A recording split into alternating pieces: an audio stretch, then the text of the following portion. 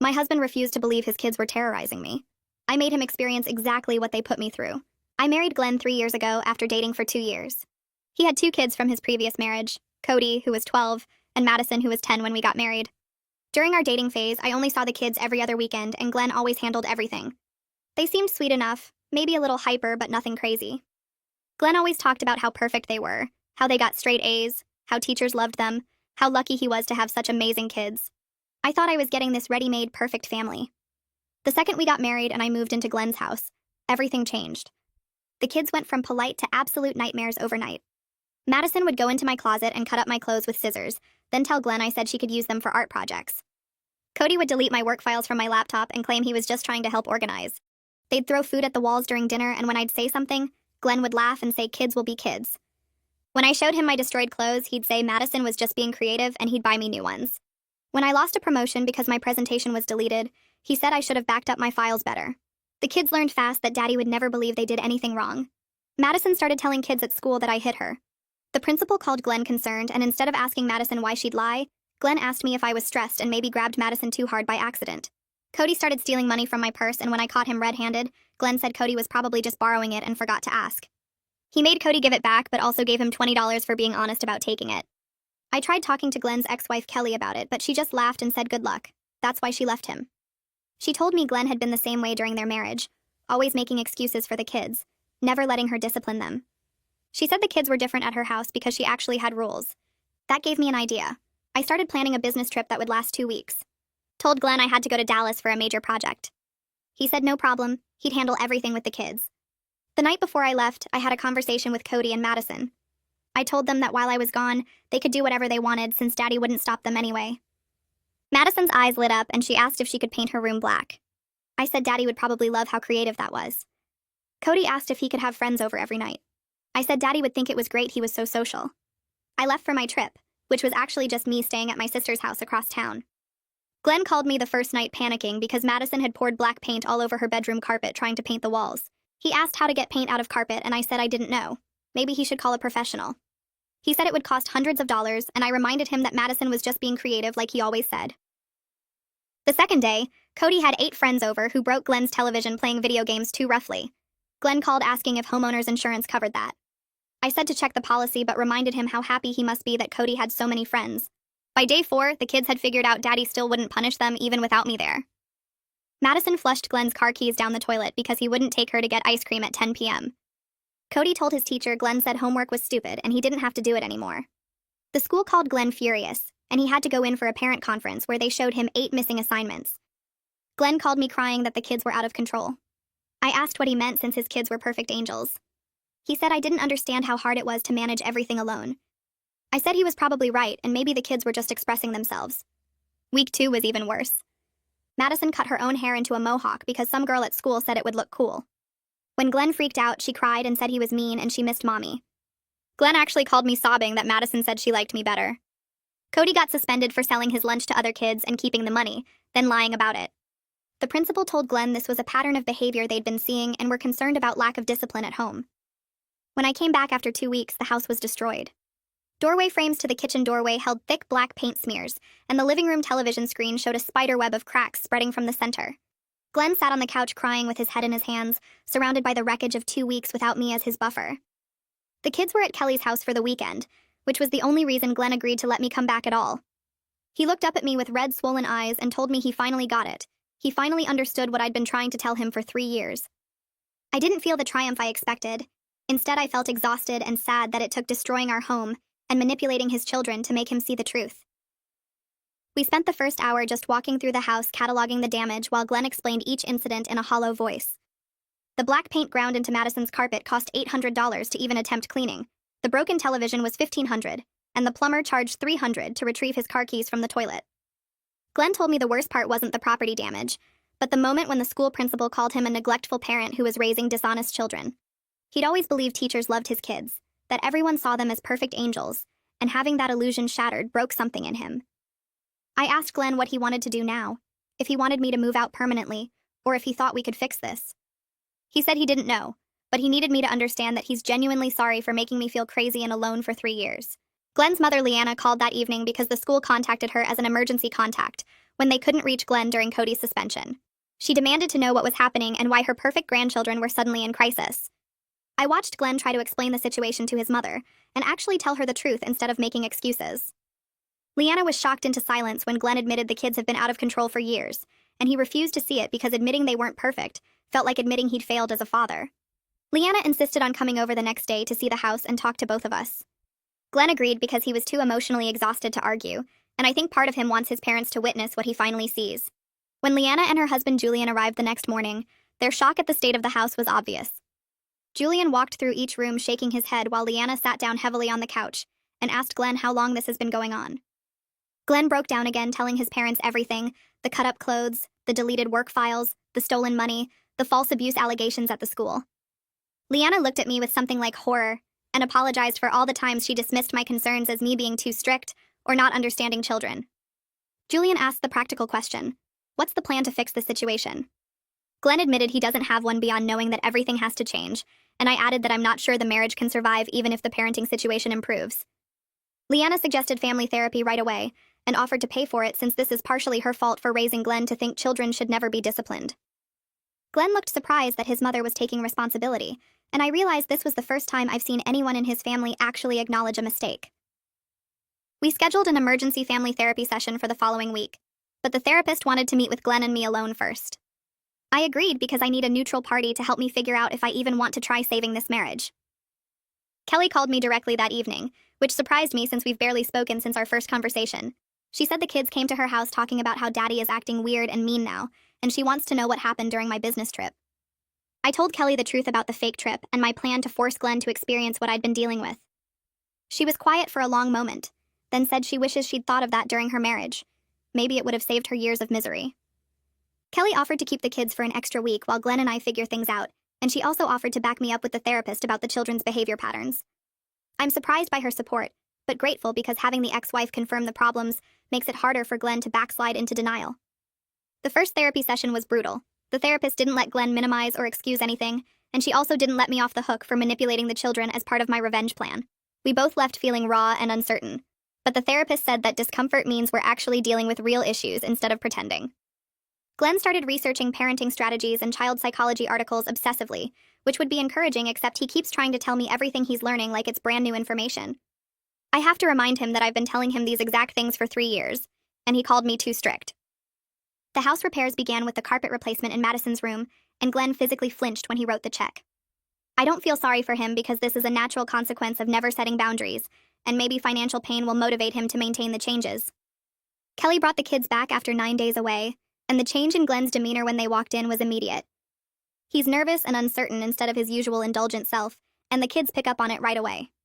Madison throws herself at Glenn the second she walks through the door, wrapping her arms around his waist and smiling up at him with those big eyes that usually get her anything she wants. She holds on to him for a few extra seconds before pulling back and asking in her sweetest voice if she can have friends over for a sleepover tonight since they just got back and she missed everyone so much. Glenn looks down at her, and I watch his face go through about 5 different emotions before he shakes his head and tells her no, not tonight. They need to settle back in first. Madison's smile freezes on her face like she's not sure she heard him right. Her eyebrows pull together and her mouth opens a little bit, then her eyes narrow just slightly as she studies Glenn's face, trying to figure out what's different about him. She looks over at me like maybe I put him up to this, then back at Glenn, and I can actually see her brain working through possible strategies to change his answer. She doesn't try any of them, though, just nods slowly and walks toward the stairs without her usual argument or tears. Cody comes in next, carrying his backpack, and drops it right in the middle of the living room floor before heading toward the kitchen. It's something he does every single day, and normally I'd be the one to pick it up while Glenn walked right past it without noticing. This time Glenn calls out Cody's name in a firm voice that makes both me and Cody stop moving. Cody turns around looking confused, and Glenn points at the backpack on the floor. He tells Cody to put it in his room where it belongs, not leave it for someone else to trip over. Cody stares at his dad like he's speaking another language, then glances at me to see if I'm going to intervene somehow. When neither of us moves, he walks back slowly, picks up his backpack, and carries it upstairs. His face shows he's figured out something big has changed, but he doesn't know what yet or how permanent it is.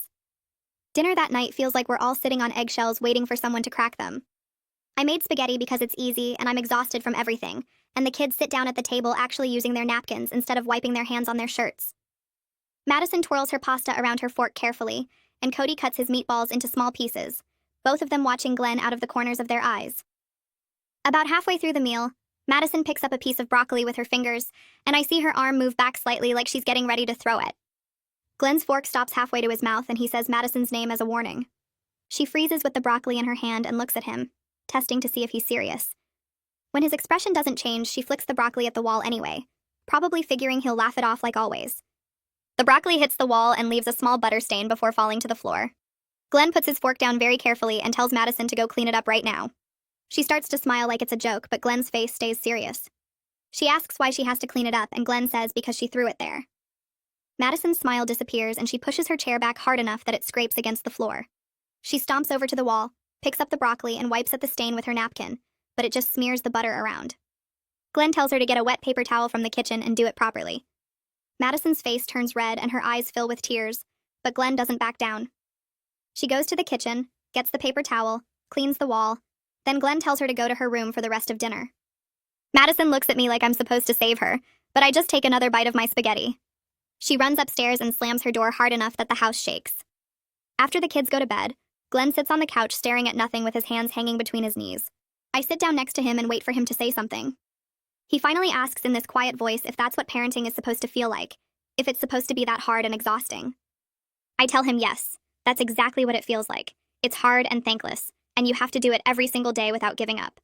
I explain that's why I've been so angry watching him take the easy path of just giving them whatever they want and never making them face any consequences. Glenn nods slowly and says he always thought being a good parent meant making your kids happy, making sure they never felt bad or upset. I tell him that's not parenting, that's just avoiding conflict, and it doesn't help kids learn how to handle real life, where they can't always get what they want. The next morning, I'm in the kitchen making coffee when Madison comes downstairs wearing one of my cardigans over her pajamas. She's done this dozens of times before, just goes into my closet and takes whatever she wants without asking. I'm about to say something when Glenn walks into the kitchen and stops short when he sees what Madison's wearing. He asks her if that's mine, and Madison shrugs and says she was cold. Glenn tells her to go upstairs, take it off, and apologize to me for going through my things without permission. Madison looks shocked and says it's just a sweater. What's the big deal? Glenn repeats himself in that same firm voice from last night, and Madison's face goes through anger, disbelief, and then something close to fear. She pulls the cardigan off right there in the kitchen, throws it on the counter and mutters sorry before running back upstairs. Glenn picks up the cardigan and hands it to me carefully like it's something precious. I take it from him and feel this tiny spark of hope in my chest that maybe he's actually capable of changing, that maybe the last 2 weeks broke through to him in a way 3 years of my complaints never could. 3 days later, the school calls while I'm working from home and Glenn's at the office. The principal says they need Glenn to come in right away, because Cody told his teacher that his dad is being mean to him now and he's scared to go home. My stomach drops because I know exactly what Cody's doing, using the same manipulation tactics that have always worked before. I call Glenn and tell him what the principal said. He's quiet for a long moment, then says he'll leave work right now and go to the school. 2 hours later, Glenn comes home and his face is tight with anger in a way I've never seen before. He tells me the principal and school counselor sat him down wanting to know if there were problems at home. Glenn had to explain that he's been too easy on the kids for years, and he's finally implementing normal rules and discipline. The counselor asked for specific examples and Glenn told them about the backpack, the broccoli, the borrowed clothes, all these tiny normal things that apparently Cody twisted into his dad being mean and scary. The principal said they have to take these things seriously, but they could tell from Glenn's examples that he wasn't doing anything wrong. Glenn told them to call Kelly if they wanted confirmation about the behavioral issues. He's angry in a way I didn't think he was capable of being at his kids, like he's finally seeing how much they've been manipulating him all along. That evening, Glenn sits Cody down at the kitchen table and asks him why he told his teacher he was scared to come home. Cody's eyes immediately fill with tears, and he says in this shaky voice that he didn't mean it that way. He was just upset about having to do chores and it came out wrong. Glenn doesn't soften his expression or his tone. He tells Cody that lying to teachers and counselors about being scared at home is serious, that people could get in real trouble for that kind of accusation. Cody cries harder and says he's sorry, he won't do it again, and normally this is where Glenn would pull him into a hug and tell him it's okay. This time Glenn just sits there and lets Cody cry. He explains that false accusations have serious consequences, and Cody just lost his video game privileges for 2 weeks because lying about safety issues isn't something they can ignore. Cody's crying stops abruptly and he stares at Glenn like he's never seen him before. Cody's shock turns into anger fast, and he stands up from the table so hard his chair tips backward. He yells that he wants to go live with his mom full-time if Glenn's going to be like this. It's clearly meant to hurt Glenn and make him panic and beg Cody to stay. Glenn just nods calmly and says that's fine. They can call Kelly right now and discuss it with her and the family therapist. Cody's face goes pale because this isn't how this is supposed to work. He's supposed to threaten to leave, and Glenn is supposed to apologize and take back the punishment and promise to be nicer. Glenn pulls out his phone and actually starts to dial Kelly's number. Cody says wait in this panicked voice, and Glenn looks at him with his finger still hovering over the call button. Cody mumbles that maybe he doesn't want to live with his mom full-time. Maybe he was just mad. Glenn puts his phone down and tells Cody that threatening to leave every time he doesn't get his way isn't going to work anymore, so he should only say it if he means it. Our second therapy session happens 2 days later, and this time Kelly joins us on video call from her apartment. The therapist asks Kelly to describe how the children behave at her house compared to what she's heard about their behavior at Glenn's. Kelly says at her house the kids do their homework without being asked, they clear their plates after meals, they follow basic rules because she's always had consequences for not following them.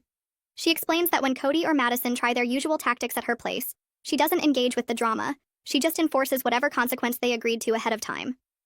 The therapist asks Glenn how it feels to hear that his children are completely capable of good behavior, but chose not to show it to him.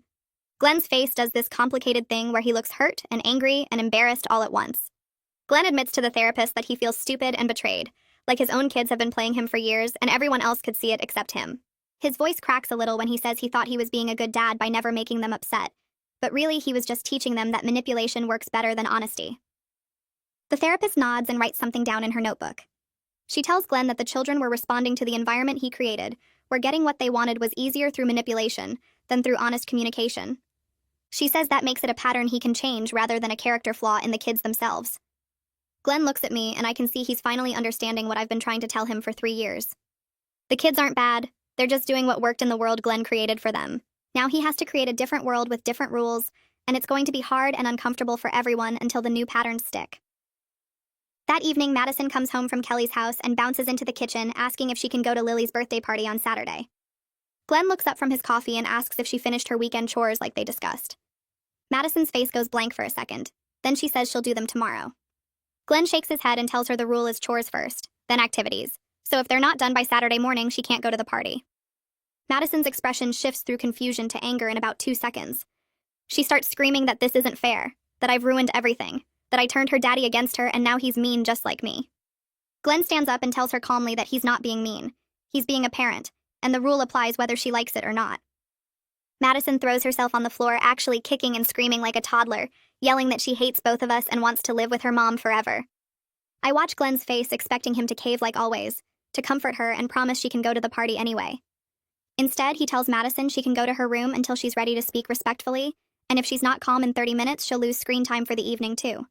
Madison looks at me like I'm supposed to intervene and save her. I just shrug and tell her she heard what her dad said. She scrambles up off the floor and runs to her room, slamming the door so hard a picture frame falls off the hallway wall. Glenn sits back down looking shaky and asks me if he did that right. I tell him yes, that was exactly right, and he actually enforced a boundary without backing down. He runs his hands through his hair and says that was the hardest thing he's ever done, watching her cry and not immediately making it better. About 40 minutes later, Madison comes out of her room with red eyes and asks quietly if she can still go to the party if she does all her chores tomorrow morning. Glenn tells her yes, and she nods and goes back to her room without another word. After she's gone, Glenn comes to find me in the bedroom where I'm folding laundry. He sits on the edge of the bed and just stares at his hands for a minute. Then he tells me he understands now why I was so angry and desperate. He says watching Madison scream that I ruined everything while he stood there enforcing a simple boundary showed him exactly what I've been living with for 3 years. Every time he gave in to stop the crying or the manipulation, I had to watch and know that he was choosing their comfort over my sanity. He says he's ashamed it took his house being destroyed and his kids going out of control for him to finally see what I was telling him all along. The next therapy session happens on Thursday afternoon, and the therapist tells us she wants to start including the kids in family sessions, but first she needs to meet with them separately to understand their perspective. She schedules individual appointments with both Cody and Madison for the following week. When those sessions happen, the therapist calls Glenn and me in afterward to discuss what she learned. She tells us both kids complained that their dad changed suddenly, and they don't understand why he's being so strict now. Madison apparently cried through most of her session, saying she just wants her nice daddy back. Cody told the therapist that nothing they do is good enough anymore, and they're walking on eggshells all the time. The therapist watches our faces as she relays this information, and I feel Glenn tense up beside me. She explains that from the children's perspective, their behavior worked perfectly fine for years, and then suddenly it didn't, with no warning or explanation they could understand. She recommends we have a family meeting where Glenn explains clearly what changed and why, rather than just reacting to each incident as it happens. She says the kids need to understand that the new rules aren't random or meant to punish them, but are actually teaching them skills they should have learned years ago. We scheduled a family meeting for Sunday afternoon when everyone will be home together. Glenn spends Saturday night writing out what he wants to say and practicing with me. Sunday comes and we all sit down in the living room, the kids on one couch looking suspicious, and Glenn and me on the other. Glenn starts by telling them he made serious mistakes as a parent by not teaching them boundaries and letting them get away with behavior that hurt other people. Madison interrupts immediately, saying she never hurt anyone. I actually speak up before Glenn can and tell her about my destroyed clothes that she cut up with scissors, my deleted work files that cost me a promotion, the money stolen from my purse, and the lies she told at the school that could have gotten me investigated for abuse. Madison's face goes red and she says those were just mistakes or she didn't know better. Glenn shakes his head and tells her firmly that she knew exactly what she was doing and he should have stopped her the first time instead of making excuses for her. Cody jumps in trying to defend his sister, saying everything was just accidents or misunderstandings. Glenn looks right at him and says no. They were choices with consequences that he failed to address at the time. He tells Cody that stealing money and lying about homework and selling lunch at the school weren't accidents. They were deliberate actions that Cody made because he knew Daddy wouldn't really punish him. The kids look at each other with this expression I can't quite read. Maybe they're realizing that their united front of playing innocent isn't going to work anymore, now that Glenn actually sees through it. Glenn pulls out a printed sheet of paper from the folder beside him and tells them this is a list of house rules and consequences that he created with the therapist's help. He reads through each rule slowly while the kids sit there getting more and more tense. No lying, no stealing, no destroying property. Chores must be completed before privileges. Homework comes before screen time. Respectful language is required. Madison starts crying before he's even halfway through the list and says this isn't fair. Glenn stays calm and tells her that fair doesn't mean everyone gets whatever they want. It means everyone follows the same rules and faces the same consequences when they break them. The first week of the new rules is complete chaos. Madison forgets to do her chores every single day and acts shocked when she loses privileges. Cody talks back, constantly testing whether Glenn will really follow through with consequences. Both of them try playing Glenn and me against each other like they used to, telling him I said something I didn't or telling me he promised something he didn't. Glenn catches them doing it twice and adds extra consequences for lying.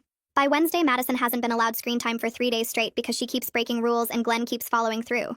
She has a breakdown at dinner crying that she just wants things to go back to normal. Glenn tells her this is the new normal, and she needs to adjust her behavior instead of waiting for him to give up. Thursday night, I find Glenn sitting on the back porch looking exhausted. He tells me this is so much harder than he expected, that every time the kids cry or seem genuinely hurt by a consequence, he wants to just let it go. I sit down next to him and remind him that temporary discomfort from boundaries is better than long-term dysfunction. He admits he feels like a bad father when they're upset, like he's failing them by making them unhappy. I tell him that's because he's been measuring success by their happiness instead of their character development. Being a good parent means teaching them to function in the real world, not protecting them from every uncomfortable feeling. He nods slowly and says he knows I'm right, but it goes against every instinct he has. I tell him his instincts got trained wrong by years of taking the easy path, and now he has to retrain them by doing the hard thing consistently until it becomes natural. 2 weeks into the new system, Cody gets caught stealing money from Glenn's wallet. Glenn finds him in his room counting out $20 bills and asks where he got them. Cody tries to lie and say Glenn gave them to him, but Glenn knows exactly how much was in his wallet that morning. Glenn's immediate instinct is to make excuses. I can see it on his face. He starts to say maybe Cody needed lunch money or something for school. Then he stops himself mid-sentence and actually follows through with the consequence they agreed on. He tells Cody he's lost phone privileges for a week because stealing is non-negotiable. Cody starts crying and begging and promising he'll never do it again. Glenn takes the phone anyway and walks out of the room before he can change his mind. I come downstairs the next morning and find Cody sitting on the living room floor staring at the wall where his phone usually charges. He's been without it for 12 hours and looks like he's going through actual withdrawal. Glenn walks past him to get coffee and Cody jumps up following him into the kitchen. I hear Cody's voice getting louder, saying he needs his phone for school, that all his friends are probably worried about him, that this punishment is too harsh for just borrowing some money. Glenn's voice stays level as he reminds Cody that stealing is not borrowing, and the consequence was clearly explained. Cody shifts tactics and starts crying, saying he's sorry and he learned his lesson, and can he please have the phone back now. I stay in the hallway listening because this is Glenn's test, and I need to see if he'll actually follow through. Glenn tells Cody that being sorry is good, but consequences don't disappear just because you apologize. Cody's crying gets louder and more desperate, the kind of performative sobbing that used to make Glenn cave immediately. I hear Glenn set his coffee mug down and walk toward the living room, and for a second I think he's going to give in. Instead, he walks right past Cody and comes to find me in the hallway. He looks exhausted but determined and asks if I can take the kids to the school because he needs a minute. After I drop them off and come back, Glenn is sitting at the kitchen table with his head in his hands. He tells me that was the hardest thing he's ever done as a parent. watching Cody break down and not fixing it for him. I sit across from him and wait for him to keep talking. He says for years he thought being a good dad meant making his kids happy, protecting them from feeling bad, solving all their problems before they even felt the discomfort. Now he realizes he was actually teaching them that manipulation works, and consequences don't exist. He looks up at me and says, taking that phone and keeping it taken even when Cody was sobbing felt like the first real parenting decision he's made in years. The next 3 days are weird because Madison suddenly becomes the perfect daughter. She does her chores without being asked, offers to help with dinner, compliments my outfit, asks about my day at work. Glenn and I exchange looks across the dinner table because we both know something is coming. On the third day of this angel behavior, Madison comes into the living room where Glenn and I are watching TV and sits down between us. She puts her head on Glenn's shoulder and tells him she's been thinking about how she hasn't had any new clothes in forever, and all her friends have better stuff than her. Glenn nods and says, okay, they can go shopping soon. Madison sits up smiling and says, great. When can they go? And she has a whole list of stores she wants to hit, and she'll need his credit card because she's not sure how much everything will cost. I watch Glenn's face carefully as he processes what's happening.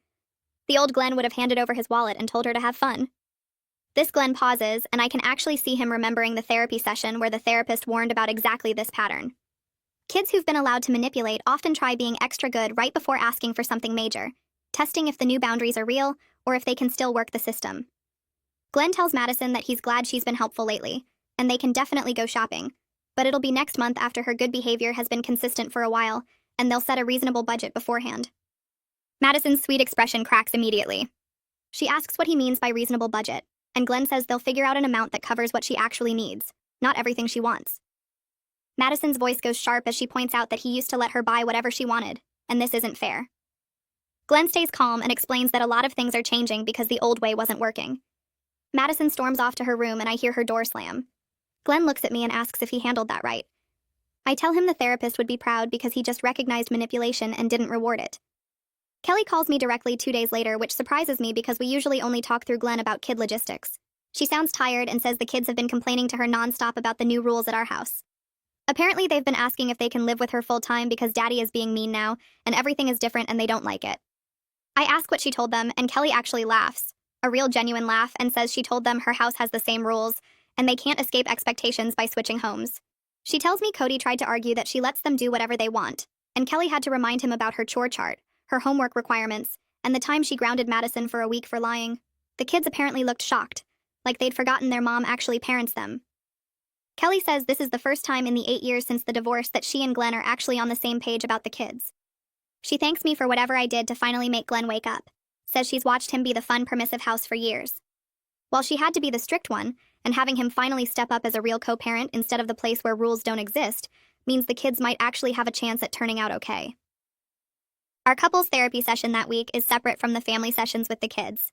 The therapist looks at me directly and asks a question she's been dancing around for weeks. She wants to know if I actually want to stay married to Glenn.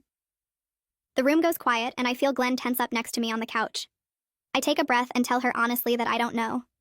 Glenn is changing his parenting and following through with consequences and backing me up for the first time in 3 years, but I don't know if I can forgive 3 years of being gaslit and unsupported. 3 years of my clothes being destroyed and my work being sabotaged and being called too strict while Glenn made excuses for everything. 3 years of feeling like I was going crazy because he refused to see what was happening right in front of him. The therapist nods and asks what would need to happen for me to even consider staying. I tell her I need to see if these changes stick, or if Glenn backslides the first time the kids really push back.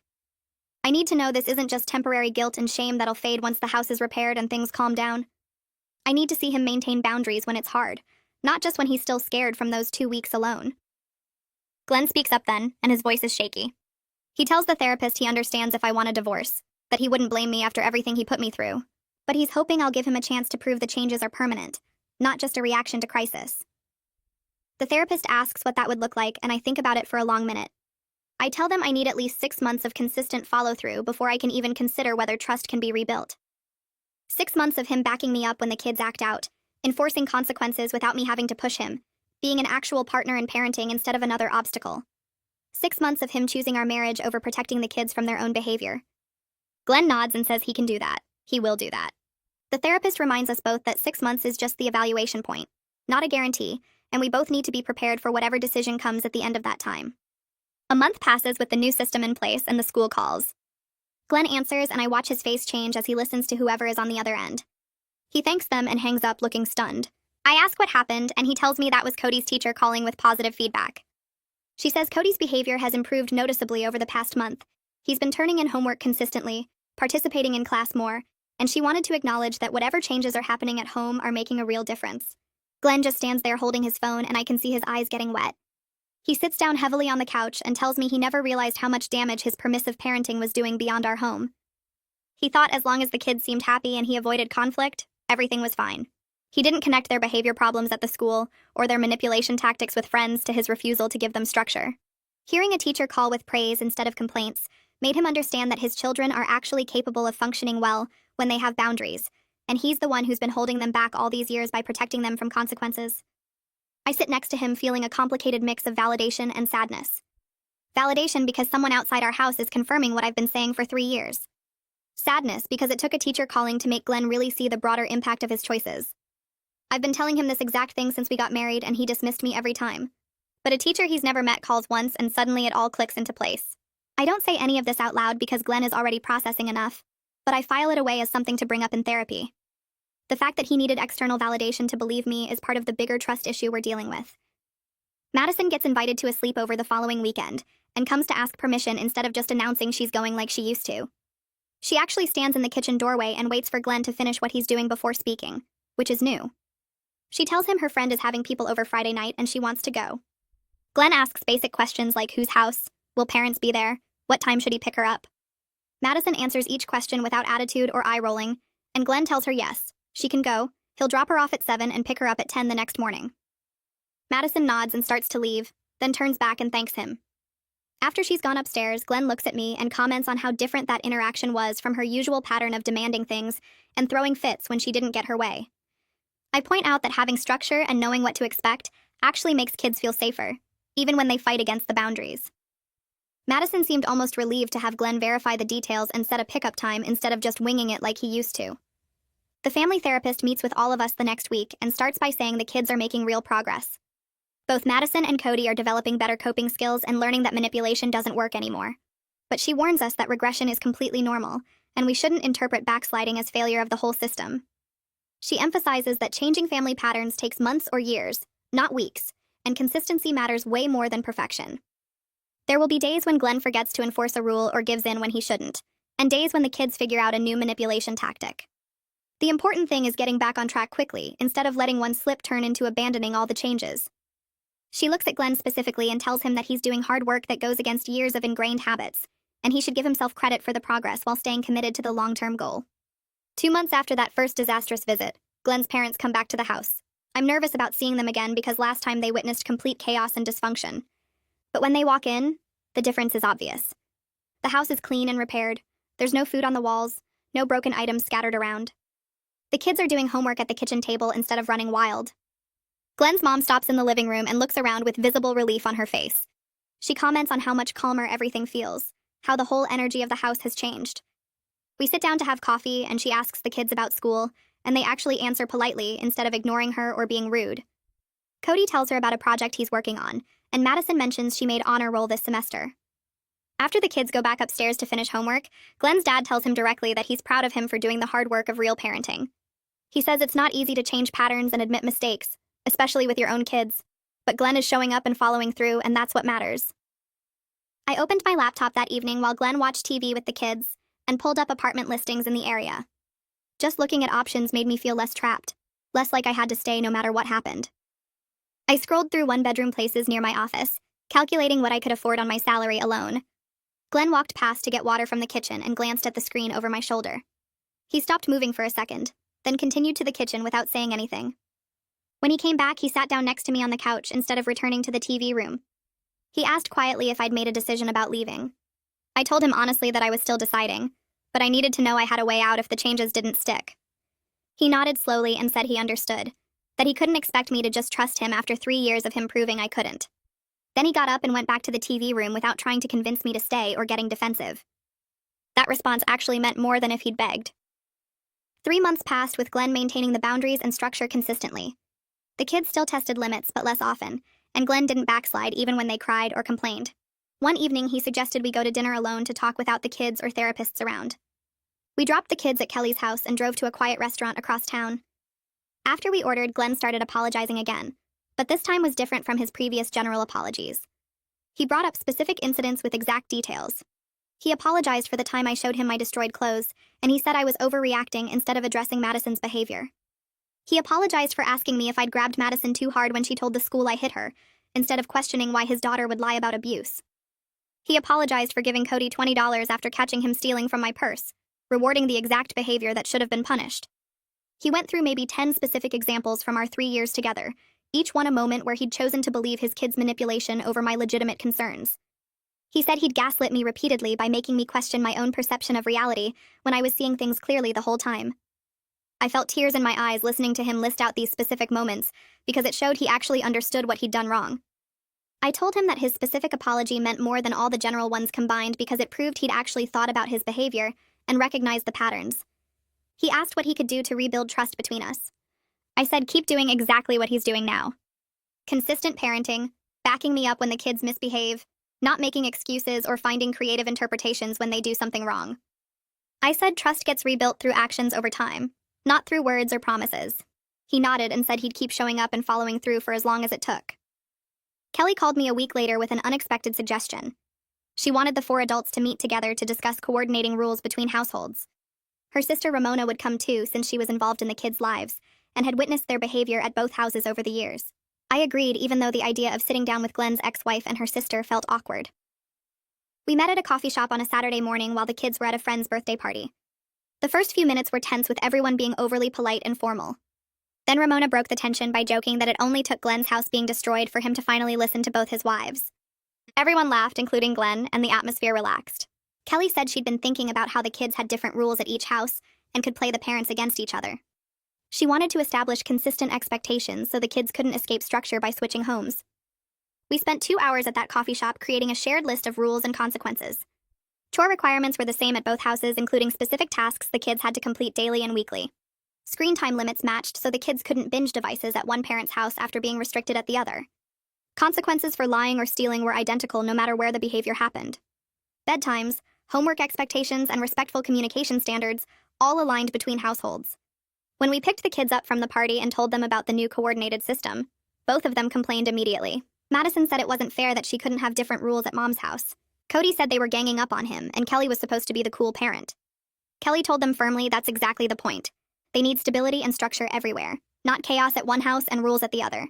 Having all the adults on the same page meant they couldn't manipulate or escape expectations anymore. 4 months after my fake business trip, Madison came home from the school with her report card. She walked into the kitchen where Glenn and I were making dinner and put the paper on the counter without saying anything. Her grades had improved from mostly C's and D's to B's and 1A. The conduct marks showed better behavior, and the teacher's comments mentioned Madison was participating more in class and being respectful to other students. Madison stood there trying to act like she didn't care, but I could see she was proud of herself. Glenn looked at the report card and told her he was proud of her effort and the improvement she'd made. He didn't go overboard with excessive praise or treats for meeting basic expectations like he would have before. He just acknowledged her work appropriately and said he hoped she'd keep it up. Madison nodded and took the report card back, and I saw a small smile on her face as she headed upstairs. A few days later, Cody asked Glenn for help with a school project instead of just not doing it or lying about it being done. Glenn sat down with him at the kitchen table, and they worked through it step by step. Glenn asked questions to help Cody think through the problems instead of just giving him answers. Cody actually listened and took notes and worked on the project seriously for over an hour. I watched them from the living room where I was reading and felt something shift in my chest. This was the first time I'd seen them interact as parent and child in a healthy way since I'd known them. Glenn was actually parenting, setting expectations, and helping Cody meet them. Cody was actually being a kid who needed guidance instead of a manipulator working his dad. It gave me hope that maybe the changes really were sticking. The family therapist did a check-in session the following week with all 4 of us. She said we'd made significant progress over the past several months, but recommended continuing therapy for at least another 6 months. She explained that the kids were developing healthier coping skills and learning to communicate their needs instead of manipulating to get what they wanted. Glenn was maintaining boundaries consistently, which gave the kids security even when they fought against the structure. She emphasized that these were the foundations of lasting change, but the family needed continued support to prevent backsliding into old patterns. Everyone agreed to keep attending sessions regularly. That night after the kids went to bed, Glenn and I had a serious conversation about whether I was ready to commit to staying in the marriage. He asked me directly if I'd decided or if I was still considering leaving. I told him honestly that I saw real change happening, and I was willing to keep working on rebuilding trust between us.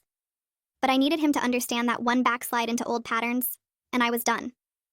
If he started making excuses for the kids again, or dismissing my concerns, or choosing their manipulation over our partnership, I would leave immediately.